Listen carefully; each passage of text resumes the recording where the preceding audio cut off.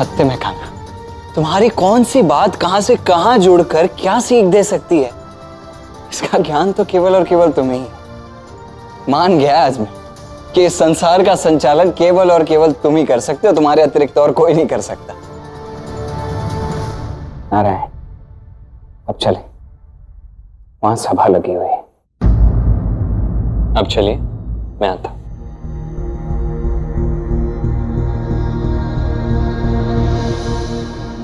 कंस अत्यंत क्रोधित है और उसने तुम्हें भी बुलाया है राधा, चूंकि प्रस्ताव भी तो तुम्हारा था। बरसाना वासी भी अत्यंत भयभीत है। चुटकी, मैंने जो किया बरसाना के हित के लिए किया था ना। मैं जानती हूँ राधा, किंतु तुम पहले सभा में चलो तो आगे क्या करना है उसका निर्णय तो वहीं पे होगा ना। ठीक है, तो आगे चल, मैं आती हूँ। ये सब तो उल्टा मुझ पर ही भारी पड़ गया। जो मैंने सबकी भलाई के लिए किया था वही आज संकट की भांति सब पर मंडरा रहा है।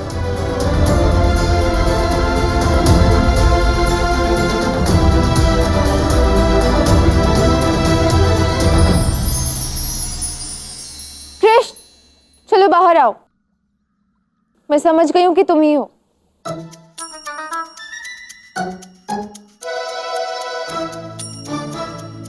तुम भी ना जब देखो हंसी ठिठोली करते रहते हो। यहाँ इतना बड़ा संकट आया और तुम हो कि तो संकट आया तो जीना छोड़ दें, चिंता में स्वयं को झोंक दे रहा था। मैंने पहले भी कहा था ना, कितना भी बड़ा संकट क्यों ना, मुख की ये मुस्कान ये कभी नहीं जानी चाहिए। भूल गई? भूल गई थी, किंतु अच्छा हुआ तुमने स्मरण करा दिया। अच्छा, अब सुनो, मैं चाहता हूं कि तुम सबको ये कहो कि हार्ट बनाने का सुझाव तुम्हें मैंने दिया था।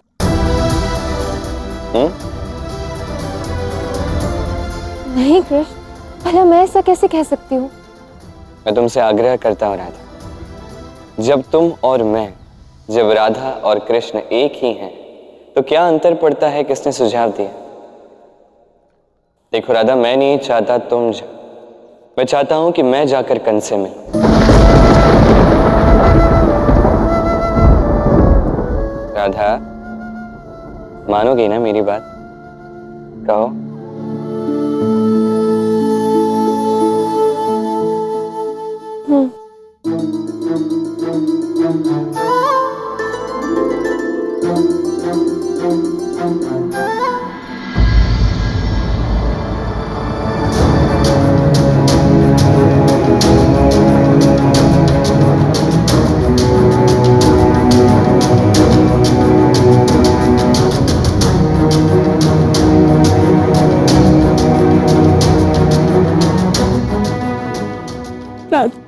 पुत्री, यहाँ तो अनर्थ हो गया। जानती हूँ माँ। राधा, हमें ज्ञात है कि तुमने जो कुछ भी किया हम सब की भलाई के लिए किया, किंतु महाराज कंस का आदेश है तो हम झूठ नहीं बोल सकते। तुम केवल इतना सुनिश्चित कर दो कि ये सुझाव तुम्हारा ही है।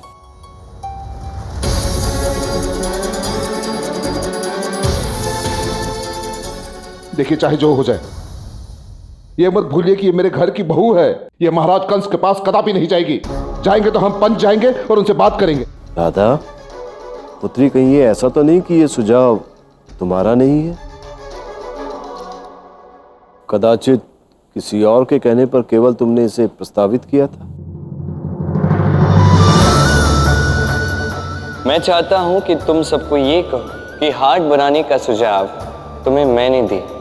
जब राधा और कृष्ण एक ही हैं, तो क्या अंतर पड़ता है किसने सुझाव दिया?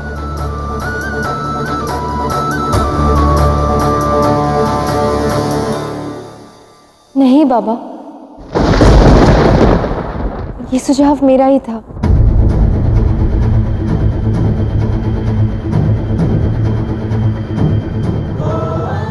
जब राधा कृष्ण एक ही हैं, तो मथुरा तुम जाओ या मैं, बात तो एक ही है ना कृष्ण?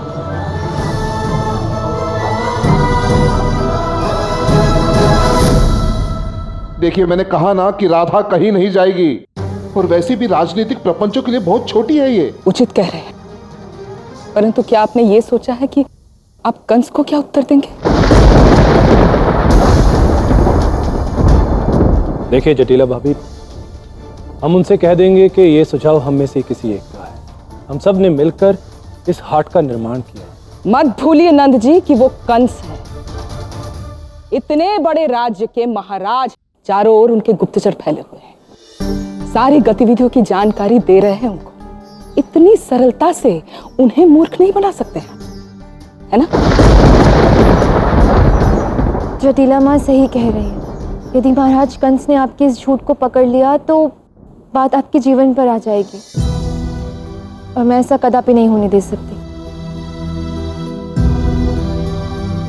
मैं सज्ज हूं और मैं आप सबके साथ जाऊंगी। तो ठीक है, मथुरा जाने की तैयारी कीजिए। राधा हमारे साथ जाएगी।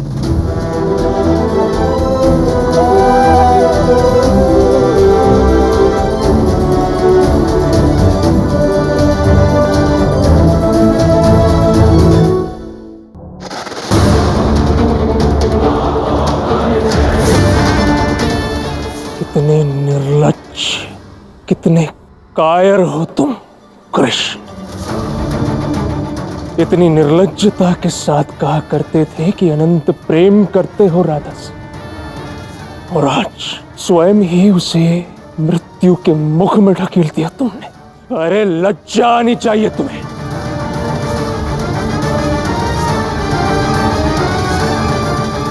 मैं जानता हूं कृष्ण कि उस हाट का सारा खेल तुम्हारा ही रचा हुआ था।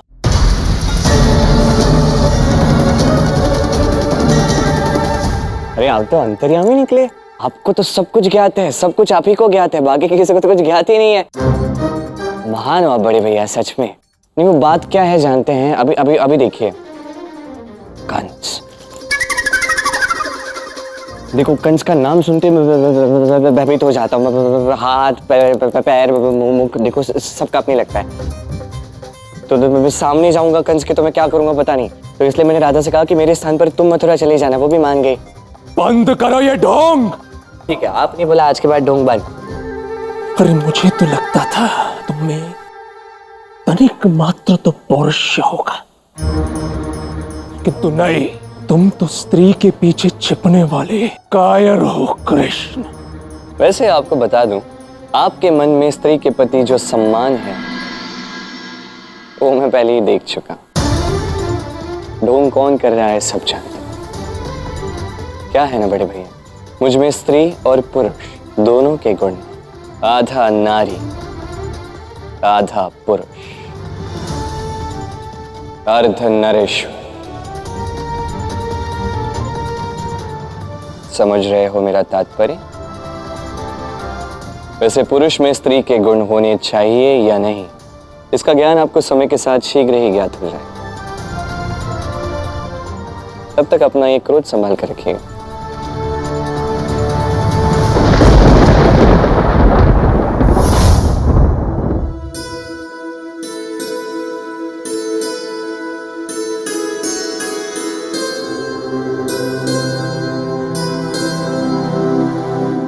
धन्यवाद कृष्ण। पूरे गांव पर आए इस विशाल संकट को स्वयं पर लेकर तुम मुझे धन्यवाद कह रही। क्यों? तुमने भी तो सदैव मुझ पर और बरसाना पर आए संकट को अपने ऊपर लिया ना कृष्ण। मैंने तो कुछ भी नहीं किया। वैसे भूल गए जब मैं पिछली बार महाराज कंस से मिलने गई थी तो उन्होंने कैसे प्रशंसा की थी मेरी, और सम्मान के साथ वापस भेजा था। बस यही सोचकर मैंने कह दिया कि मैं ही चली जाती हूँ। और वैसे भी वहां तो कोई भी संकट नहीं है। भयमुक्त होकर इतना बड़ा कार्य किया, इतने बड़े संकट में भी सत्य का साथ नहीं छोड़ा, कृष्ण का नाम नहीं लिया। ये केवल राधा ही कर सकती है। हाँ कृष्ण, यदि राधा को ऐसा अवसर आगे प्राप्त होगा तो वो इसे सहर्ष करेगी। यदि कृष्ण राधा के लिए कुछ भी कर सकता है तो राधा भी कृष्ण के लिए कुछ भी कर सकती है।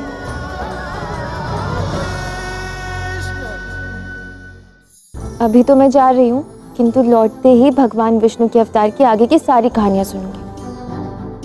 अवश्य। तुम जिस प्रकार अभी मुझसे दूर जा रही हो, यही अगली कहानी का अत्यंत मुख्य आधार होगा।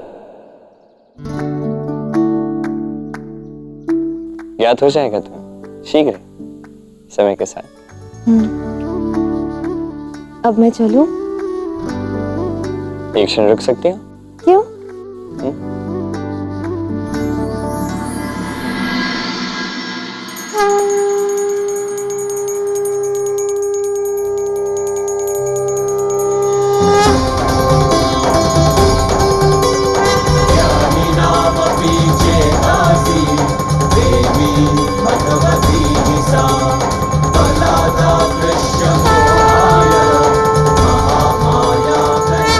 राधे, ये माता रानी जग जननी मां वैष्णो देवी, ये तुम्हें शक्ति प्रदान करेंगी।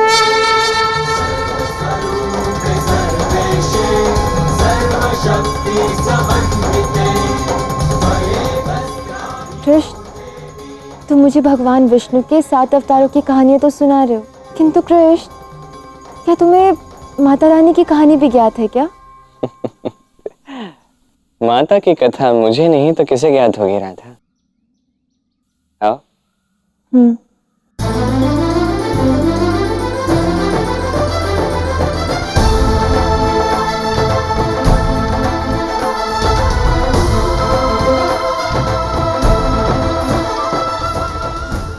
तो फिर मुझे वो कहानी सुनाओ ना कृष्ण। ठीक है, तो सज्ज हो जाओ जग जननी मां वैष्णो देवी की कथा सुनने के लिए।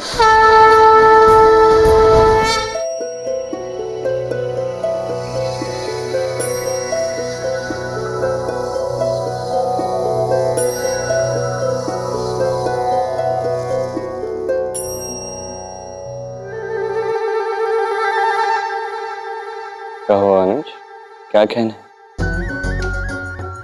अनुज? यहाँ अनुज भी है? कहाँ है अनुज? कान्हा, तुम भूल रहे हो, मैं तुम्हारा दाऊ हूं, अनुज नहीं। भूला मैं नहीं, भूले तुम हो। इस अवतार में तुम मेरे दाऊ, किंतु कभी तुम मेरे अनुज पे हुआ करते थे। अनुज लक्ष्मण।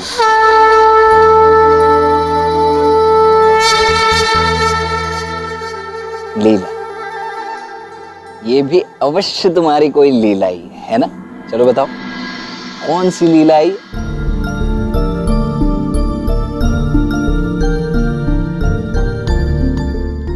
सोचा राधा को नारायण के 7 अवतारों की गाथा सुना रहा, साथ ही आपको भी एक गाथा का स्मरण करवा दूं।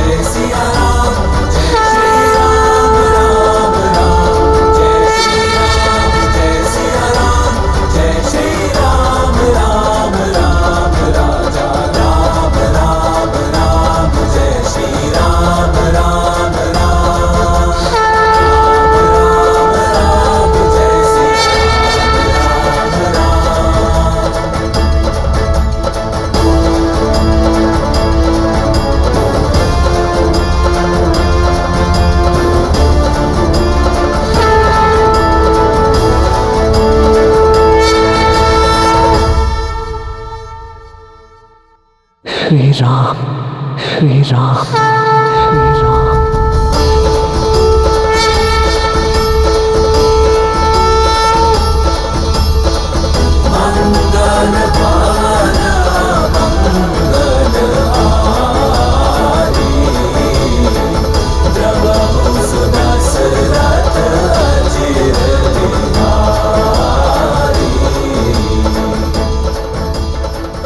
पूर्व जन्म में आपका अनुज होने का जो सुखद अनुभव था,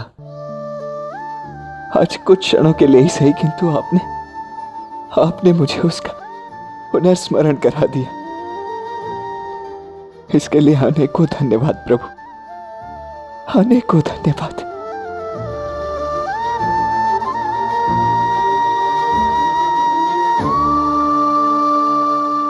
सीधे सीधे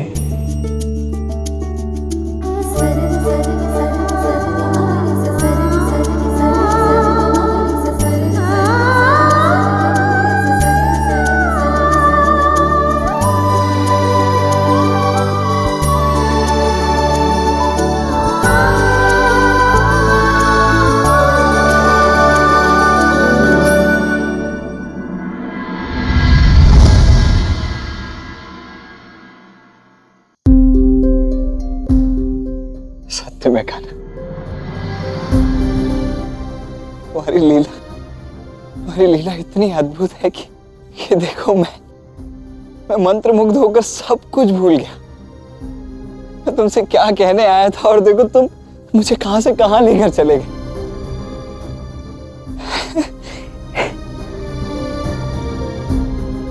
आनंद विभोर करा के मुझे रुला ही दिया ना तुमने।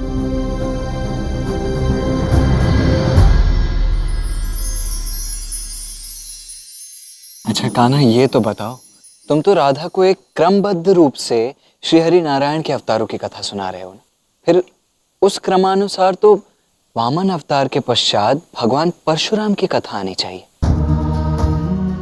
फिर अकस्मात ही तुम श्री राम की कथा क्यों आरंभ करना चाहते हो? परशुराम और श्री राम, इनकी गाथा परस्पर एक दूसरे से संबंधित है और ये राधा को शीघ्र ही ज्ञात हो जाएगा। दाऊ, अनुज दाऊ। हे नारायण, क्या करूं मैं इसका? कुछ मत करो। क्या? ये आपने नारायण से पूछा ना, हे नारायण क्या करूं मैं इसका? उत्तर दे रहा हूं, कुछ मत करो। धन्य हो तुम। किंतु कान्हा, मुझे ये तो बताओ कि एक ओर तुम राधा को प्रभु श्री राम और माता सीता की गाथा सुनाने वाले, और दूसरी ओर तुमने राधा से यह भी कह दिया है कि शीघ्र ही उसे माता की शक्ति का ज्ञान होने वाला है। कितना कुछ कह देते हो, किंतु कभी सोचा है कि ये सब कुछ भला एक साथ कैसे संभव होगा? बस अभी एक बड़ा विघ्न आने वाला है। ये विघ्न एक बार दूर चला जाए, उसके पश्चात मैं राधा को कहानी भी सुनाऊंगा और राधा को देवी शक्ति, देवी महिमा का आभास भी हो जाएगा। वो कौन सा विघ्न है? तो राधा स्वयं कृष्ण को मथुरा लाएगी। प्रश्न मत पूछो। अखरोर, समस्त बरसाना को संदेश भिजा दो कि उनका राजा महाबली कंस उनसे अत्यंत क्रोधित है, क्योंकि उन्होंने बिना मेरी अनुमति के एक विशाल हाट का निर्माण किया है। मुझे इस बात की पूरी समीक्षा करनी है कि वो कौन है जिसके कहने पर इस हाट का निर्माण हुआ है, जिसके कारण मेरी प्रजा ने मेरी अनुमति के बिना इतना बड़ा निर्णय लिया है। अक्रूर, पूरे बरसाना को आदेश दे दो कि उस व्यक्ति को तुरंत मेरे समक्ष प्रस्तुत करो। जो आज्ञा महाराज।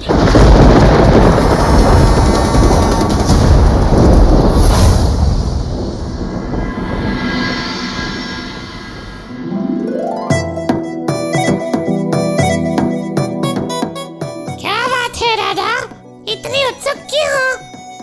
हो उत्सुक, पूरी 5 कहानियां सुन चुकी हूँ मैं शुका। केवल 2 शेष, उसके पश्चात मैं कृष्ण का पूर्ण सत्य जान जाऊंगी। कृष्ण का सत्य? गंतव्य के कितना निकट पहुंच चुकी हूँ मैं, तो उत्सुकता तो होगी ही ना। वैसे बताओ कैसी लग रही हूँ मैं? किशोरी हो तो किशोरी ही लगोगी ना, अति सुंदर। अब चलो। कहाँ? अरे कहानी सुनने। और कहाँ? चलो। शुका भी सुनेगा कहानी, शुका भी सुनेगा कहानी। महाराज कंस की जय हो। इससे पूर्व की महाराज कंस की क्रोधाग्नि में समस्त बरसाना जलकर भस्म हो जाए, आप सभी को तुरंत उनके समस्त प्रस्तुत होने का आदेश है। आप सभी को मथुरा आकर महाराज को स्पष्टीकरण देना है। आपने बिना उनकी अनुमति के अपने गांव में एक भव्य हाट का निर्माण कैसे करवाया है। साथ ही उस व्यक्ति की उपस्थिति भी अनिवार्य है जिसके नेतृत्व में यह सब हुआ है।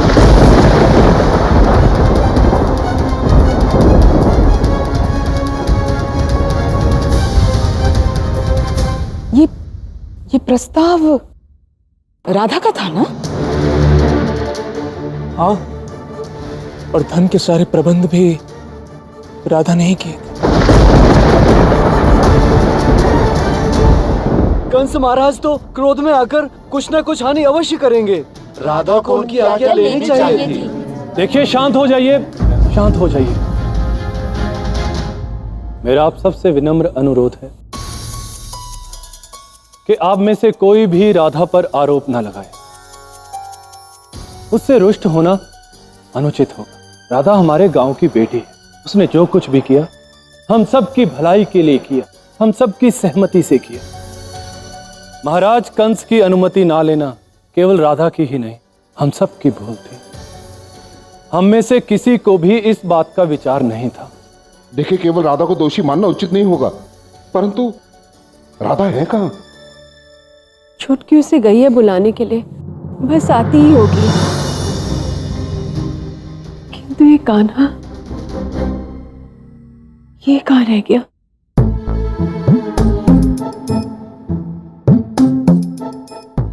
तुम जानते थे ना कि ये सब होने वाला है। तुम इसी विघ्न की बात कर रहे थे ना कान्हा कल? बिल्कुल। कान्हा, ये कोई छोटा मोटा संकट नहीं है। कंस ने पूरे गांव वालों के साथ साथ उस व्यक्ति को वहां बुलाया है जिसने हाट का निर्माण किया है। इसका अर्थ समझ रहे हो? कंस ने राधा को मथुरा बुलाया है कान्हा।